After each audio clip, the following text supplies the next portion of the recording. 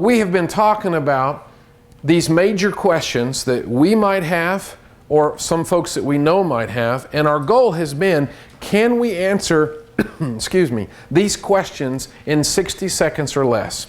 Not so much because we're in a rush, but because if I can answer something in 60 seconds, I've got to have a pretty good kind of handle on what I'm talking about. And if I'm going to visit with someone, that may be all that I'll have, whether it's because I'm standing in line or even if I got more time. If I can't answer the question in that amount of time, they might just move on to other things. And so we've talked about the first thing, is God real? And we really, to boil all that down, I think we compared a can of Dr. Pepper to a banana and asked some questions about the origins of both. Now, if you hadn't had a chance to listen to any of these, you can go to Fairmont Park's website, and those videos are posted on the website there if you want to catch up. But then we move from there to asking sort of two questions. Is the Bible true, and can you trust the Bible? So we talked about, where did the Bible come from? Because you've heard people say that maybe the Bible has been made up, maybe it's just mythological, maybe some folks back in the day kind of threw it together. So we examined the history of the Bible and where the books came from and how it is that they came together. Then we even asked the last time we were together, so if this is the Word of God, it ought to be accurate, right? I mean, if this is God's Word, it ought to be on the money, especially if I'm going to trust what this says about how to live life. Because the thing about life is, I only get to live it one time. And I don't know about you, I don't want to get to the end and go, oops, can I get a do-over? Because there's not one. So when I'm reading the Bible about how to live, about how to do relationships, about what the afterlife is like, about how to prepare for it, I want to know if that's accurate or not. So one of the things that we looked at last time was the Bible does not claim to be a science book. It doesn't even claim to be a history book. Turn, if you would, since we're in John, let's just flip over to the next to last chapter. Let me show you what the Bible tells us about why it's written. John chapter 20, verse 30. John 20, verse 30. Where we read, "Therefore many other signs Jesus also performed in the presence of the disciples, which are not written in this book, but these have been written so that you may believe that Jesus is the Christ, the Son of God, and that believing you may have life in His name." That's why the Bible has been written. Not to answer every question we could think about or to cover every detail, but to give us what we need to know to believe that Jesus is the Son of God and to have eternal life. Now, if you would look at the last closing verse of John, so the last one, chapter 21, verse 25. And John's pretty straight up about it. He says this in verse 25, "And there are also many other things which Jesus did, which if they were written in detail, I suppose that even the world itself would not contain the books that were written." So the Bible doesn't claim to be the science book or the history book. However, if this is the Word of God, when it touches on the subject, shouldn't it be accurate? Imagine, for example, if the Bible said the moon was made out of cheese. Would that be a problem? It would be for me. Because if I realized that's not true, then I would wonder about, I don't know, how important it is to be honest or how to be forgiving in a relationship. If the Bible said one thing that was a proven myth, I'd be wondering about the other, wouldn't you? If the Bible said the world was flat instead of saying it was a circle in Isaiah chapter 40, which was written almost 2,800 years ago. But if the Bible said the world was flat, I'd be having a problem. I'd be like, I don't know if I can trust it. So that's what we looked at last time, is the scientific and historical and prophetic evidences in the Scriptures. That's not really its intent, but when it touches on the subject, shouldn't it be accurate? And so we looked at some of those examples. And that brings us to, we're sort of beginning to move on into some of the more general questions that get asked. Tonight we'll talk about, do all roads lead to heaven? And then the next time we meet in January, it's actually the number one question that people typically ask. If you were to go up to them and say, if you could ask God one thing, what would you ask Him? If you wanted Him to explain one thing, what would you ask Him? Well, it turns out in the surveys, the number one question is this: God, if you're so loving, kind, and good, then why do so many bad things happen in the world? That may not be your number one question, but it's probably in your top 5. And that's what we'll talk about next time. But for tonight, this is a common question, and it's been one in the headlines the last week or so. Aren't all religions the same? Let's start with John chapter 14 and read a couple of things that Jesus says. John chapter 14, we're going to start in verse 6. Jesus said to him, I am the way and the truth and the life. No one comes to the Father but through me. Now, I just want to stop and be honest about what Jesus just said. Jesus just claimed to be the only way, to be the exclusive way to heaven. Do you see that?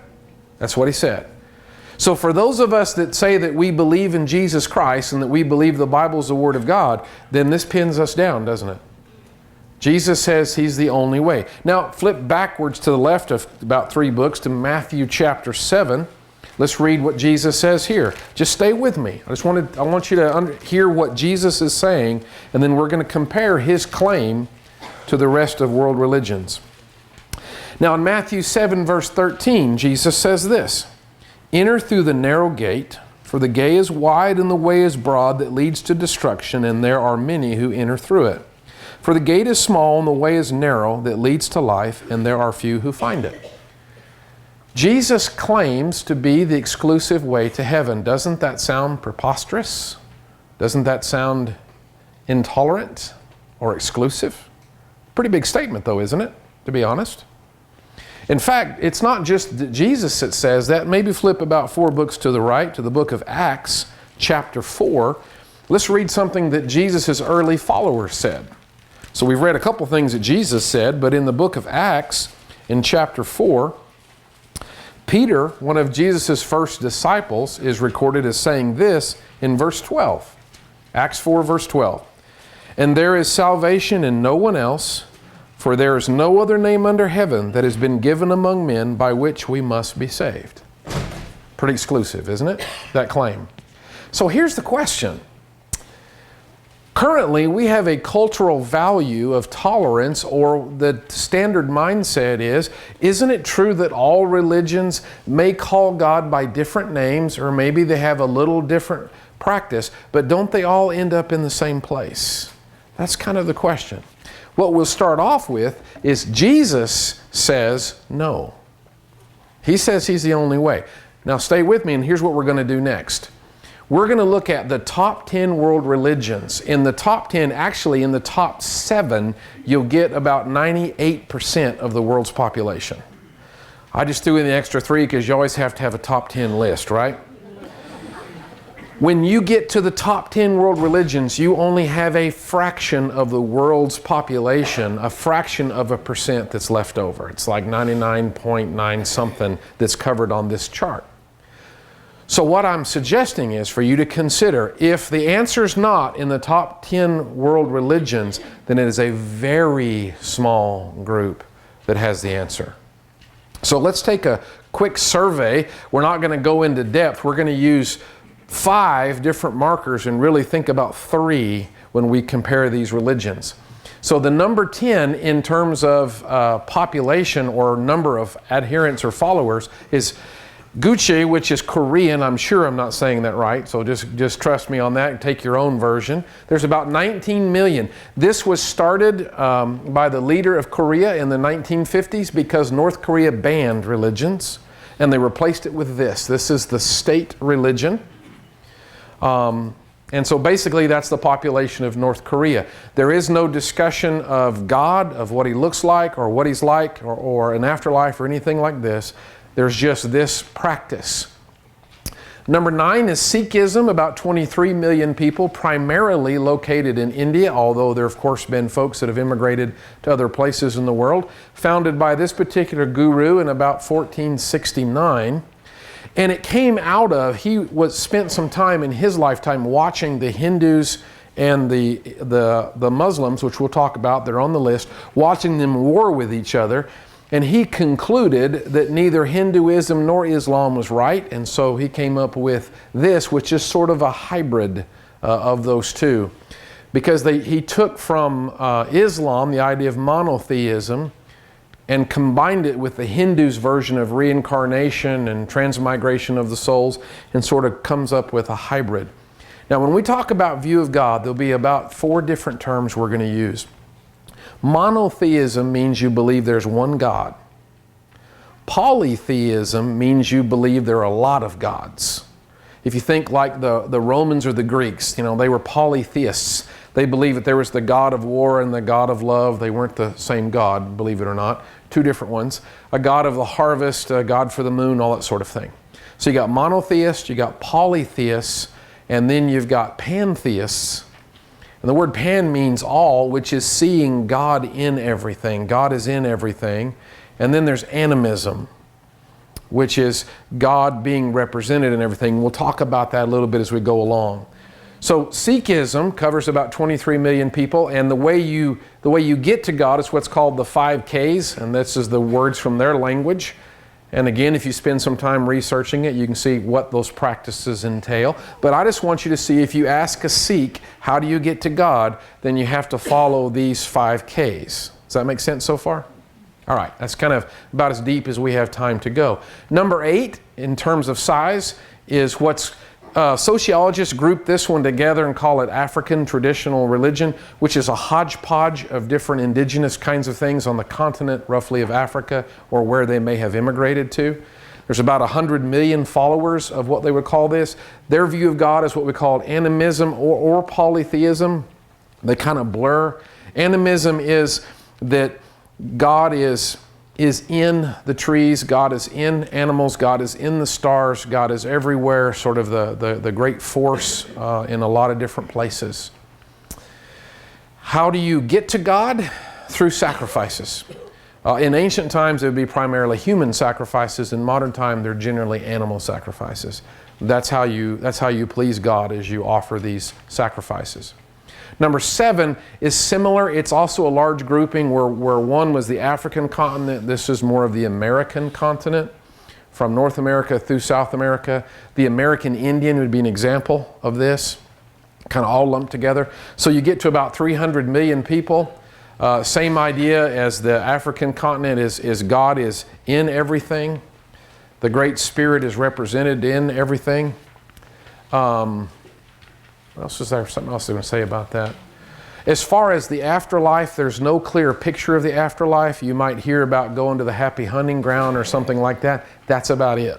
Not a lot of detail, not a lot of discussion of what the afterlife might be like. Brings us to number 6, Buddhism. Buddhism spins out of, there's about 376 million followers or Buddhists on the planet. It spins out of, this particular fellow is the founder, Siddhartha, that's how I would say that. Not sure if that's the proper way. But you see that this started in about the 5th century BC. He was born to a Hindu family in an upper caste. If you know the Hindu religion, there are different levels of standing among people. He was born in the upper priesthood class, so he had a lot of leisure time. But as he was watching people, he wasn't comfortable with how people were being treated, how it was working out. So this fellow went to a fig tree, sat under it for 40 days and 40 nights, praying for enlightenment, and received enlightenment. And so he got the nickname Buddha, that means the enlightened one. So it's not the guy's actual proper name, but that becomes the nickname. And then Buddhism, those who are enlightened are those who follow him. His view of God wasn't stressed at all. It was more about how to live life, how to do life. Beyond that, there's not a lot of development. No real discussion of an afterlife. When we get to Hinduism, that might make sense, where he didn't spend a lot of time. This is what the afterlife is about, or how you get there. So how do you get to God if you're a Buddhist? There's 4 noble truths that you need to follow to get there. Number 1 is life is about suffering. That's the purpose of life. That's why you're here. Now, as you're listening to this, we're going to start trying to slow down, because we're getting into bigger, more well-known religions, ones that you may have heard of or that you'll bump into. I can guarantee you've been influenced by it. Has anybody ever seen a little movie? It was a series of movies. It had to do with a guy named Luke Skywalker. And let's see, how else did that go? I think Christmas, there's something coming that's connected to that.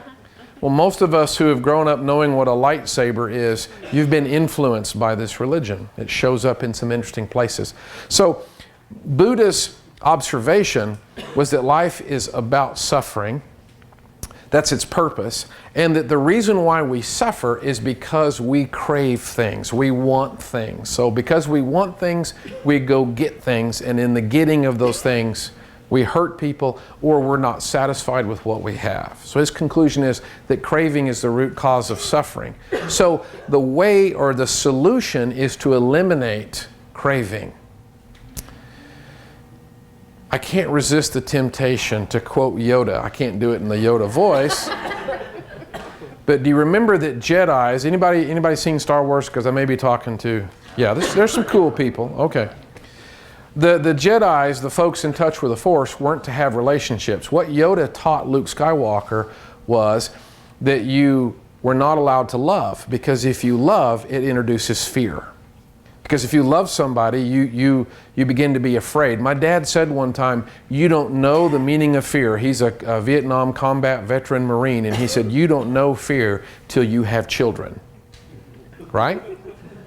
Because what happens to them will keep you awake at night. What could happen and how they're hurting. So if you love, that introduces the possibility of fear, and a response from fear is hate, and hate leads to suffering, if you remember Yoda's comment. So what Buddha taught was, so the solution is don't love. If you don't love, then you won't have fear, there won't lead to hate, and you won't have suffering. Jesus taught the opposite. Jesus taught to love unconditionally, love anyway, love regardless of what happens to you. Buddha said the cure is to eliminate the connection. And so how do you eliminate craving? If you ask Buddha, you follow the Eightfold Path. What is the Eightfold Path? These: right views, right resolve, right speech. And so the key idea that Buddha taught was detachment. You want to be detached from the world. In his greatest example, if you had a family member, you should be so detached from them emotionally that if they were to encounter some kind of harm, it did not disrupt your serenity. So how do you keep from being upset, or how do you find peace? You detach. I will suggest to you that this idea is around in the modern version of whatever. That's one manifestation of it. Whatever is, I don't care. Whatever. I'm detached. I don't care. Whatever you do, whatever you think, doesn't matter to me. That seems like a good idea, because then I don't have to worry about that. But what is a world like where everybody's doing whatever? You don't have love. That's what you don't have. So all of this, if you'll do all these things correctly, then that will lead you to the life that you're looking for, and we'll get to the idea of Hindu. So in Buddhism, it's about here's how you live. You live a good life. You have this good life. You do these 8 things, these 4 noble truths, and that's the end of the conversation. As far as, well, what about after death, or what about meeting God? That's not really a part of the equation. Chinese traditional religion, about 394 million people, largely due to the population of that area, coming from these 2 fellows. And again, this is it's kind of a blend of Marxism and communism, or it's where it comes from, I should say. It's the roots of where Marxism, communism would come later. And the idea there is there's no particular God. It's just kind of a force out there. It's obviously related to Hinduism. And then how do you get to God? It's not talked about. It's interesting when you do some reading on this particular background that until recent modern times, it was common for, especially in the rural communities, for people when they started analyzing their language and their grammar, to not have future verb tenses.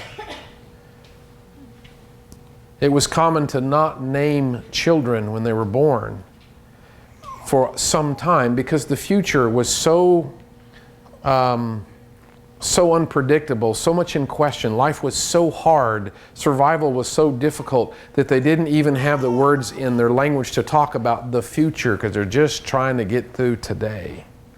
And that's reflected in this religious outlook. There's not really much of a discussion about an afterlife. It's more of an ethical system, or how to live.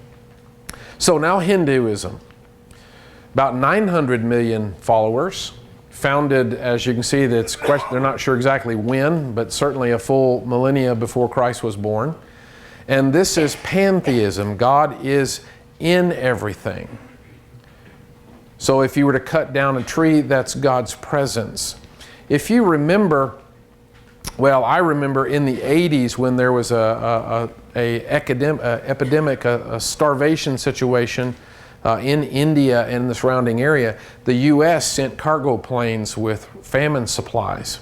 And one of the odd things as a kid I remember them talking about on the news was when a C-130 would come in loaded with food, they had to clear the runway of all the cows so that they could land the airplane to deliver food to starving people. And of course, being a kid, not understanding the background, I'm thinking, there's all those stakes on the hoof. Why in the world are people?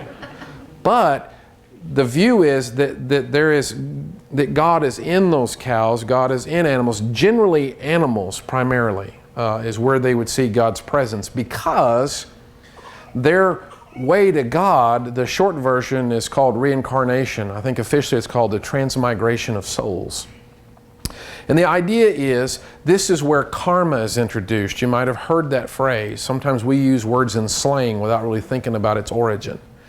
Karma is a Hindu expression of living well so that good comes to you.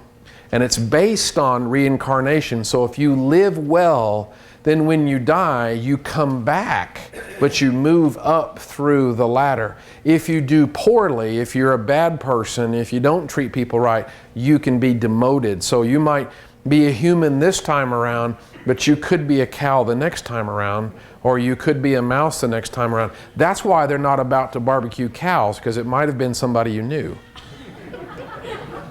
So I find it humorous, but this is a religious mindset. That's why they will starve literally before they'll eat a cow, because it's a desecration of somebody trying to make their way through the chain.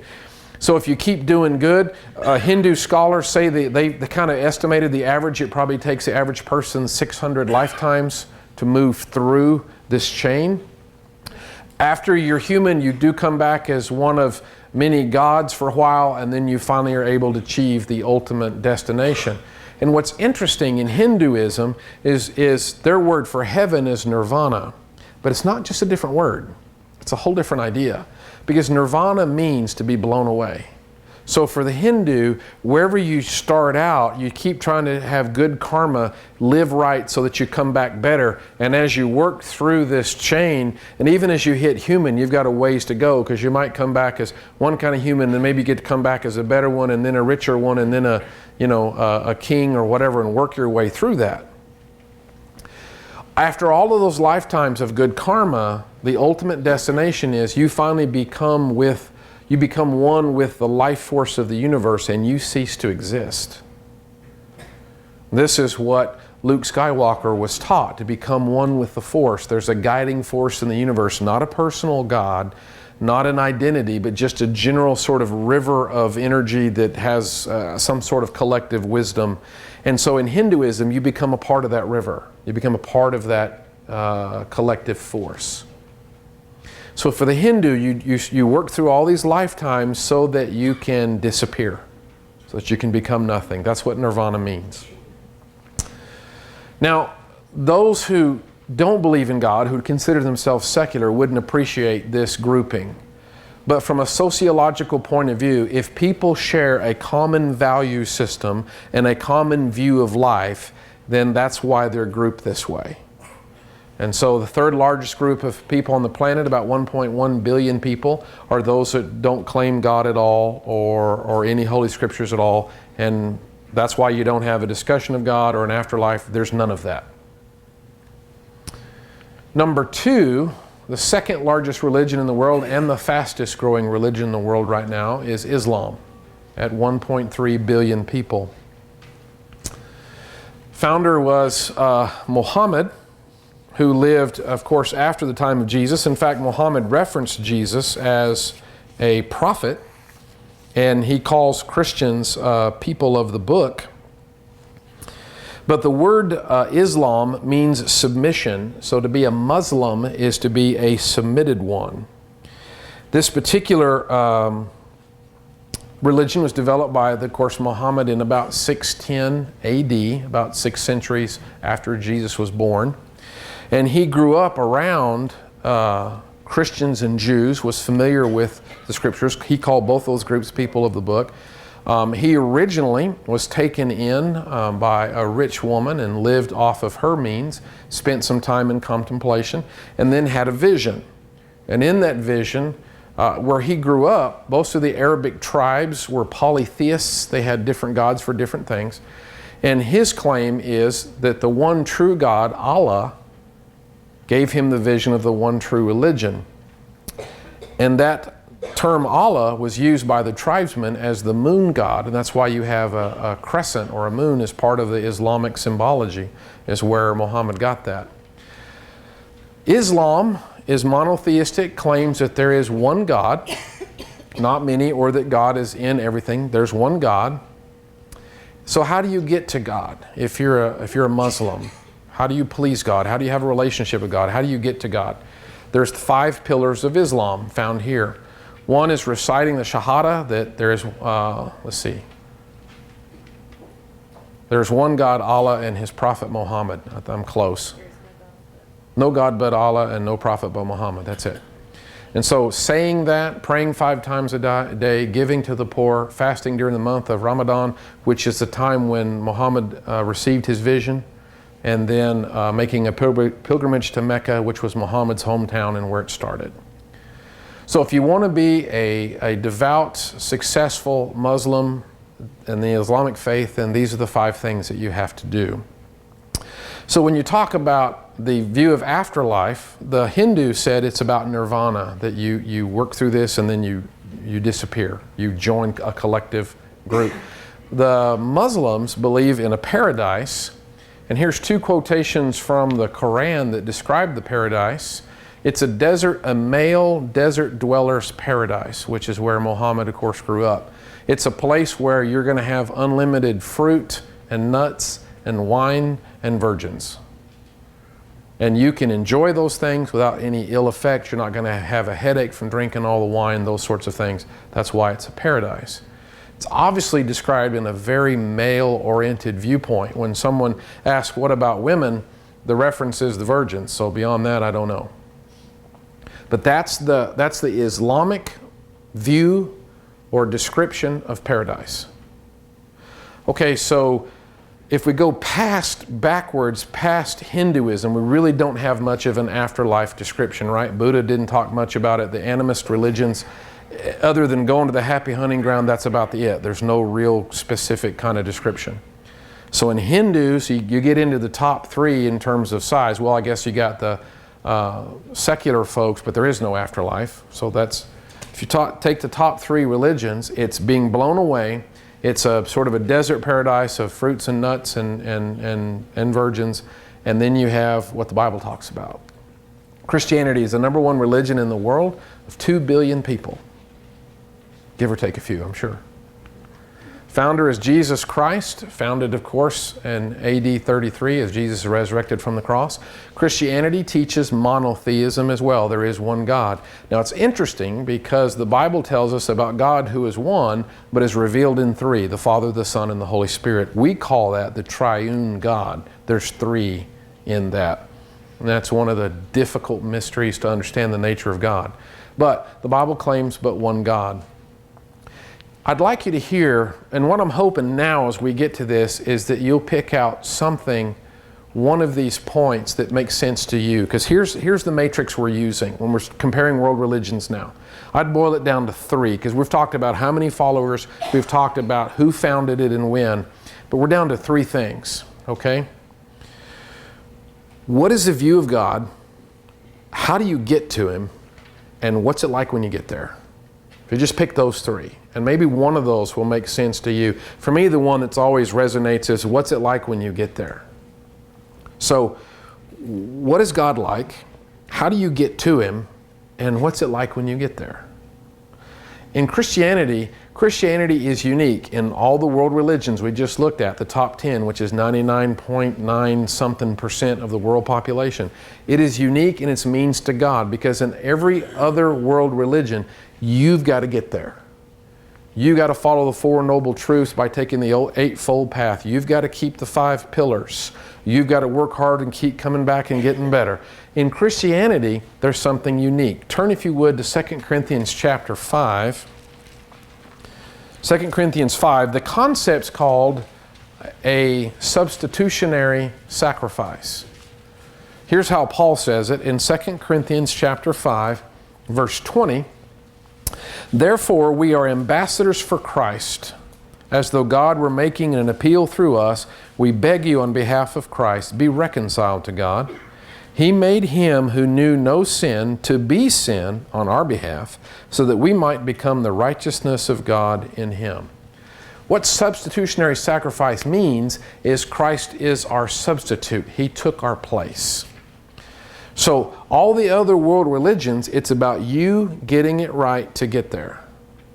What the Bible teaches is you've got to let Jesus take your place because you can't get there by yourself. It's unique. Does that make sense? And so to follow Christ, it's about, do you trust him enough to let him take your place, to let him suffer on the cross, to let him pay for your sin so that you don't have to? And so there's a difference. Christians can get twisted around where I can think in my head, I've got to be good enough for God to like me, or I've got to earn my salvation. I may claim that, but that's not what the Bible teaches. Does that follow? So a substitutionary sacrifice or an atonement sacrifice is unique to Christianity. It's the only religion that God gives you the gift of relationship with him rather than waiting on you to earn it. And of course, the Bible's discussion of heaven is quite different. It's not about drinking wine and eating fruit and all that sort of stuff. It's not about disappearing. In Revelation chapter 21 is a beautiful first couple of paragraphs where it describes how we will be in a place in perfect communion or perfect relationship with God and in relationship with all the other folks who are in relationship with God. Revelation 21 describes God as wiping away every tear from our eyes, as removing from our existence any suffering, any pain, any sorrow, any death, so on. So when we're thinking about comparing these top 10 world religions, and we've just taken, we're just trying to look at really 3 markers for each one. This is as deep as we went. So do all roads lead to heaven? Well, here's some observations when we think about how we might answer that. Number 1, do you realize every religion claims to be the exclusive way to heaven? Because we started off, that's what Jesus said, but he's not the only one. Because Muhammad said he's the only prophet. He said the only way to heaven is the 5 pillars of Islam. Buddha said the same thing. Hindus say the same thing. So exclusivity is not unique to Christianity. Every world religion says you want to get to God, you got to do it our way. So somebody's got to be wrong because everybody's claiming to be exclusive. So somebody's wrong. Number 2, every religion has a different road. If you say all roads lead to heaven, how you get there is so different. The 5 pillars of Islam, the 8-fold path, the 4 noble truths, reincarnation on average 600 times, or letting Jesus take your place at the cross. Those are really different roads. Thirdly, and this is the one that makes sense to me the most, is they all seem to lead to a different place. If nothing else, there's a huge difference between nirvana not existing and the Bible's description of heaven. Those aren't the same. Do all roads lead to heaven? Well, the way you get there is different. What it's like when you get there is different. And this wraps up something like 98% of humanity. So if it isn't in what we just talked about, then it's a pretty hard to find deal. So to contemplate this question then, would a loving God let sincere people miss heaven? Pull back and get a high altitude picture and think about people born all over the planet influenced by other religions. Would God let that happen? Well, here's another way to think about maybe the same question. Would a loving God whisper to a group of people in one part of the world that theirs is the exclusive way to heaven, and then go to another part of the world and whisper something completely different and tell them that's the exclusive way? And then would he go to, that doesn't make sense.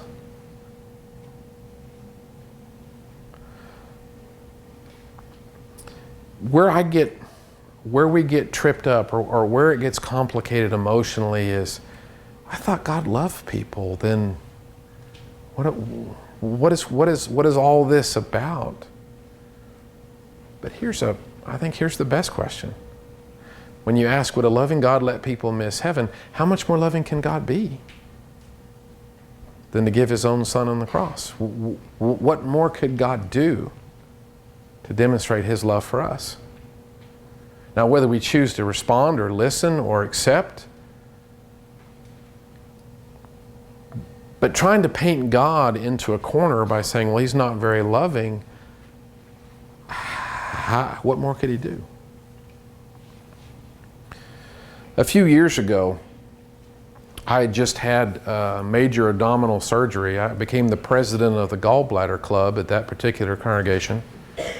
And there are some wimps that do it laparoscopically, and they have a couple little holes and eat a cheeseburger the next day. Anybody can do that.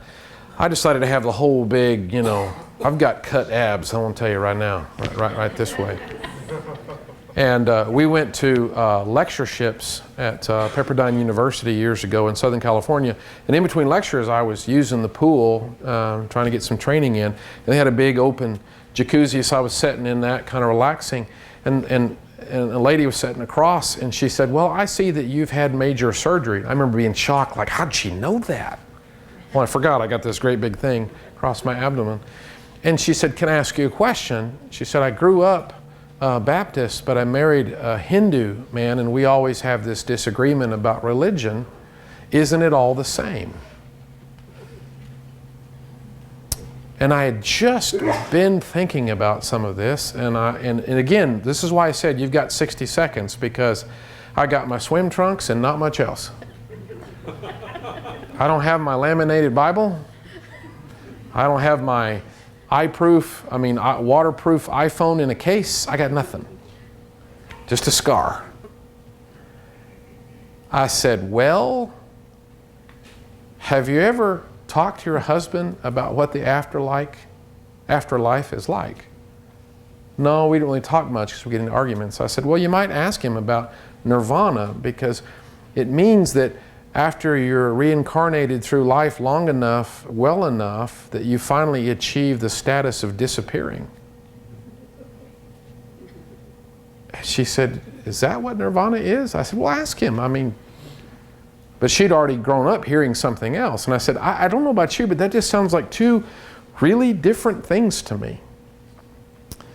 Then she said, I need to get a Bible. I don't own a Bible. Well, now I'm panicking because I've got nothing. I'm like, I don't know who this lady is. I'm not going to see her again. So I'm like, okay, well, you should do that. That'd be good. And I'll be back. And so I get out and I go running, and near the pool is the lobby where the big field house is, the big lectureships. And then the lobby are all these book vendors and Bibles. And I knew they had some Bibles, and I wanted to go get her a Bible. Then but I'm wearing swim trunks. So I go running into the lobby. At least it's Southern California, so that's like, totally cool. But I go running in the lobby, dripping water, but it's in between lectures, so nothing's going on. Whew, that part's good, except that all the tables are covered with, blankets and stuff, how they do, because the vendors are gone, and I'm standing there like, is it okay to steal a Bible if I'm really going to give it to somebody?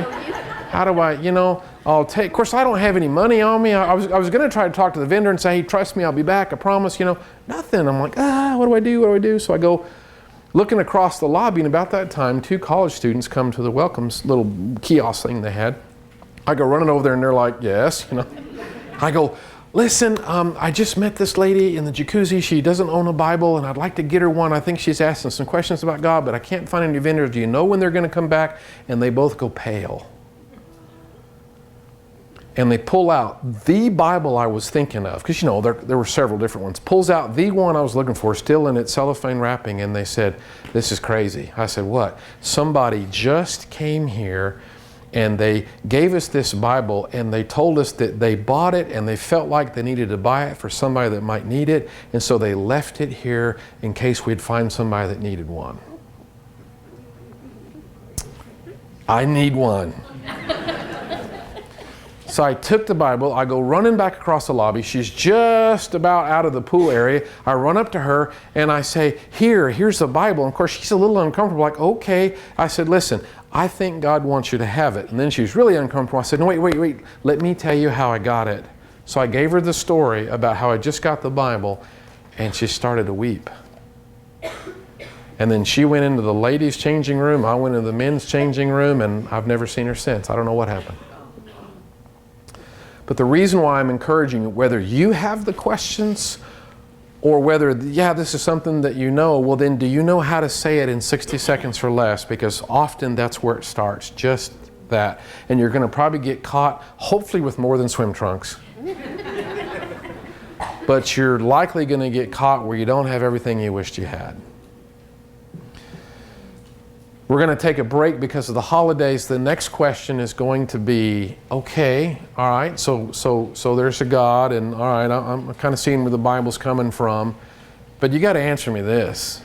You're talking about a God who's all-powerful, who knows everything, has all wisdom, who loves, he's all love. Then how come there's so much suffering in the world? Then if there is a God and he's so powerful and he's so wise, why doesn't he do something about it?